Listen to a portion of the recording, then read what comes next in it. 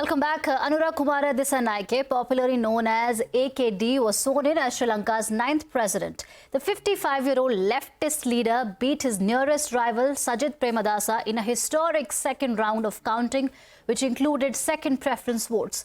This time, Dissanayake contested as the candidate of the National People's Power Alliance. He had won 3% of the presidential votes in 2019. He is currently the leader of the JVP, a Marxist political party, which was at the forefront of the armed revolt against the Sri Lankan government in the late 80s. To take this discussion forward and to understand what's going to happen in Sri Lanka, I'm joined by two special guests on the broadcast. Rajiva Wijesinha, who's former Liberal Party MP and Sri Lankan Minister, and Asanga Abeyagoonasekera, who's author and geopolitical analyst. Thank you so much, gentlemen, for speaking to CNBC-TV18 and making time for us on this broadcast. Let's start with the most important question that the world wants to know.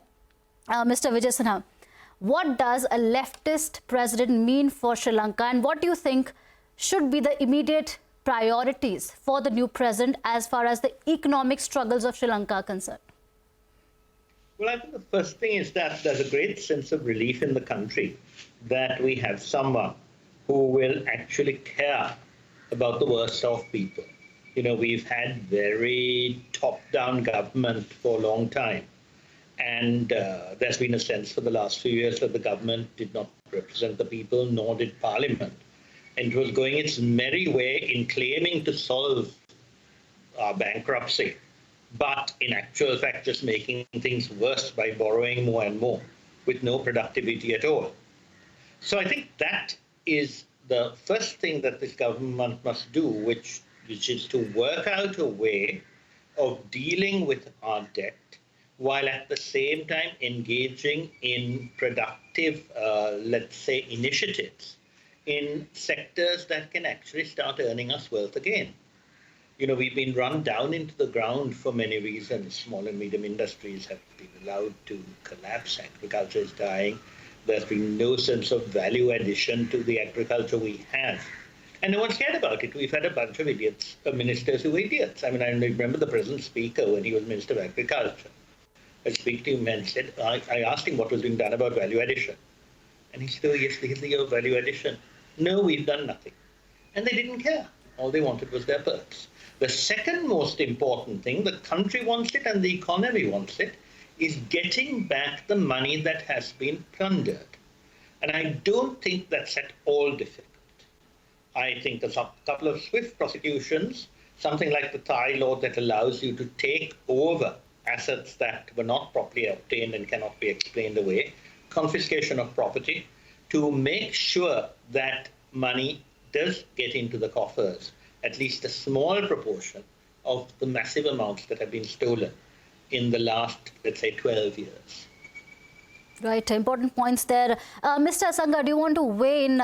You know, one of the biggest concerns right now is from the India perspective is that he's not an unknown entity here. He visited India in February and met the External Affairs Minister, Mr. S. Jaishankar. Where do you see India-Sri Lanka ties from here on? What can India expect from the new regime?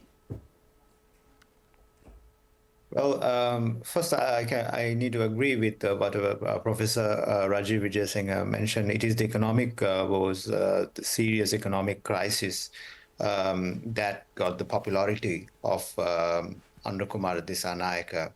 So, as you know, from early election 2019, it was a national security issue, but after Easter Sunday bombing. So this time it's about the economic condition, and he did address really well in his election. So coming to India, Sri Lanka, so India was one of the first to assist Sri Lanka during the crisis.